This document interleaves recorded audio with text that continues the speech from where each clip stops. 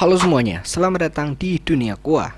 Dan di video kali ini kita akan bersama-sama membahas tentang kebijakan yang cukup fenomenal di era Menteri KKP Ibu Susi Pujiastuti. Apalagi kalau bukan kebijakan menenggelamkan kapal pencuri ikan. Gimana nggak fenomenal ya, karena kebijakan menenggelamkan kapal pencuri ikan ala Ibu Susi ini cukup menggemparkan dunia perikanan dan dunia kelautan. Nggak hanya di Indonesia, tapi juga sampai ke negara-negara lain, khususnya negara-negara tetangga. Kebijakan menenggelamkan kapal memang mendapatkan banyak pertentangan dari negara-negara lain, terkhusus negara yang nelayannya itu ditangkap. Negara-negara besar seperti Cina juga cukup vokal menolak kebijakan dari Bu Susi ini. Yang cukup mengerikan lagi adalah kebijakan penenggelaman kapal dianggap mengganggu hubungan bilateral Indonesia dengan negara lain. Jadi bisa dibilang kebijakan menenggelamkan kapal pencuri ikan ala Ibu Susi ini cukup ngeri-ngeri sedap. So, seperti apa sih alur dan langkah-langkah kebijakan penenggelaman kapal pencuri ikan ala Ibu Susi ini bisa berjalan di tengah segala kontroversinya? Tonton video ini sampai akhir ya.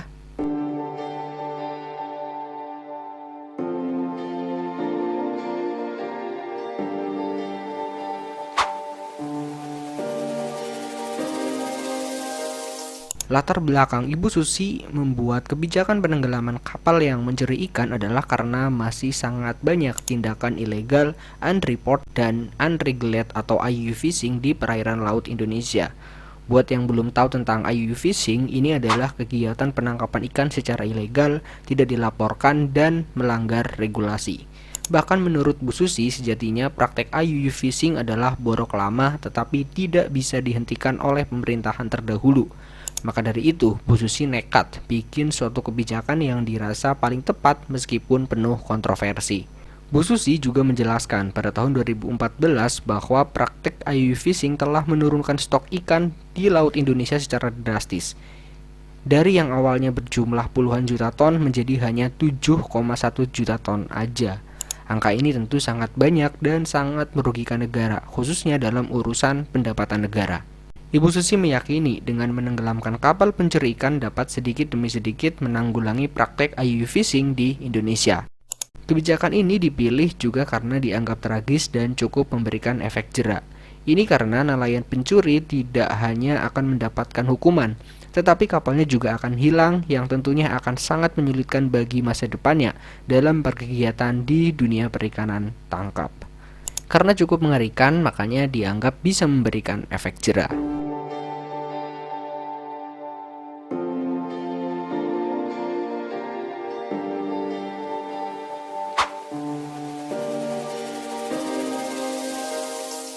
Kebijakan penenggelaman kapal pencuri ikan secara konsisten telah dilaksanakan pada periode kepemimpinan Ibu Susi di KKP, yaitu pada tahun 2014 hingga 2019. Penenggelaman kapal umumnya dilakukan secara ramai dengan mengundang awak media dan dipublikasikan secara masif.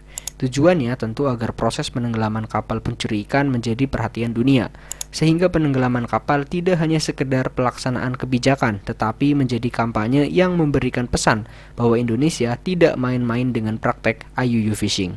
Menurut data dari Direktorat Jenderal Pengawasan Sumber Daya Kelautan dan Perikanan, selama Ibu Susi Pujiastuti menjabat sebagai Menteri KKP, beliau telah menenggelamkan 558 kapal. Angka ini tentu terbilang cukup banyak dan memiliki arti yang mendalam bagi upaya pemberantasan praktek IUU fishing di perairan Indonesia.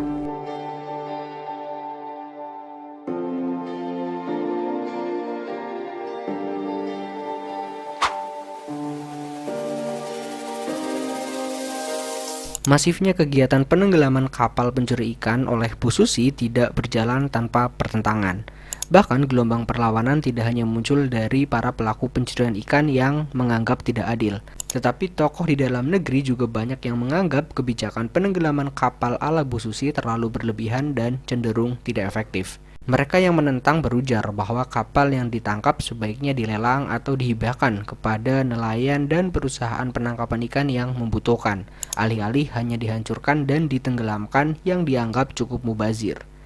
Ada juga yang berujar bahwa kegiatan penenggelaman kapal pencuri ikan berpotensi menimbulkan konflik bilateral jika kapal yang ditenggelamkan adalah milik nelayan dari negara-negara sahabat. Katanya lebih baik konflik tersebut diselesaikan secara elegan agar tidak menimbulkan konflik-konflik selanjutnya. Tetapi bukan Ibu Susi namanya, jika hanya karena pertentangan dari segelintir pihak, kebijakannya dapat luluh dan bahkan dihentikan. Beliau seakan tidak peduli dengan cibiran dan justru terus melanjutkan praktek kebijakan penenggelaman kapal pencuri ikan. Apalagi beliau selalu berujar bahwa kebijakan tersebut mendapatkan izin dari Presiden Republik Indonesia, yaitu Bapak Joko Widodo. Beliau juga meyakini bahwa apa yang tengah ia lakukan adalah semata-mata untuk menjaga laut Indonesia dari tindakan IUU fishing yang sejatinya sangat terang-terangan sudah merugikan laut Indonesia.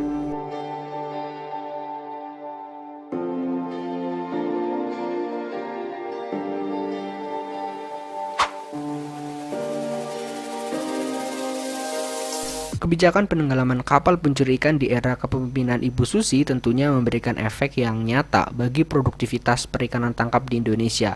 Jumlah stok ikan di laut juga ditaksir meningkat jika dibandingkan dengan tahun-tahun sebelumnya. Yang paling penting, praktek IUU fishing juga kian berkurang, terutama di laut-laut perbatasan seperti di Laut Natuna. Efek lainnya dari kebijakan ini adalah kedaulatan laut Indonesia menjadi semakin kuat di mata dunia. Indonesia menjadi negara yang dianggap berani dan sangat concern dengan pemberantasan praktek IUU fishing. Hal ini tentu sangat positif, mengingat semakin baik citra Indonesia di mata dunia tentu akan meningkatkan bargaining power dari Indonesia. Dan tentunya Indonesia menjadi tidak dianggap remeh oleh negara lain. Meskipun di sisi lain kebijakan penenggelaman kapal pencuri ikan juga meninggalkan konflik, terutama dengan negara-negara yang nelayannya dianggap mencuri ikan. Terkhusus yang kapalnya telah ditenggelamkan. Beberapa di antara mereka menganggap kebijakan tersebut tidak adil karena penindakan justru dilakukan terlebih dahulu sebelum adanya proses peradilan.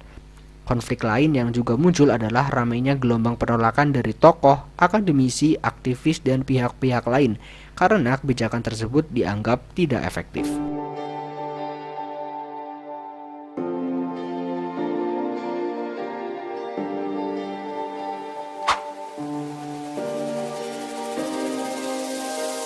Kebijakan penenggelaman kapal pencuri ikan akhirnya mencapai titik akhir, yaitu pada saat tongkat kepemimpinan KKP berganti dari era Ibu Susi ke era Bapak Edi Prabowo.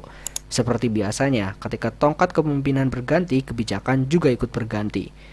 Bahkan di era Bapak Edi Prabowo pada saat itu justru beliau seakan menjadi antitesis dari Ibu Susi. Kebijakan dan narasi yang disampaikan seakan sangat berlawanan dengan apa yang telah dilakukan oleh Ibu Susi pada pemerintahan sebelumnya. Edi Prabowo membuat kebijakan baru untuk menghentikan praktik penenggelaman kapal pencuri ikan dan menggantinya dengan menghibahkan ataupun melelang kapal yang disita kepada pihak yang membutuhkan. Serta Edi Prabowo juga menekankan pentingnya proses peradilan yang humanis untuk memberantas IUU fishing. Tentu ini sangat berlawanan dengan apa yang sebelumnya dilakukan oleh Ibu Susi Pujiastuti. Akan tetapi tahta Edi Prabowo di KKP tidak lama karena beliau tersandung kasus korupsi benur lobster. Tongkat kepemimpinan KKP kemudian berpindah ke Bapak Sakti Wahyu Trenggono. Akan tetapi pada era beliau kebijakan menenggelamkan kapal juga urung untuk dilaksanakan. Meskipun beliau juga tidak menjelaskan secara spesifik alasan mengapa kebijakan tersebut tidak diteruskan. Dan itulah kebijakan penenggelaman kapal pencuri ikan yang eksis dilaksanakan pada era kepemimpinan Ibu Susi Pujiastuti. Hingga saat ini kebijakan tersebut masih menjadi kebijakan yang sangat diingat oleh masyarakat. Bahkan cukup dirindukan karena dianggap kebijakan yang keren untuk dilakukan. Terima kasih telah menonton video ini sampai akhir. Jangan lupa like, komen, dan subscribe agar channel ini terus berkembang. Dan sampai jumpa di video selanjutnya.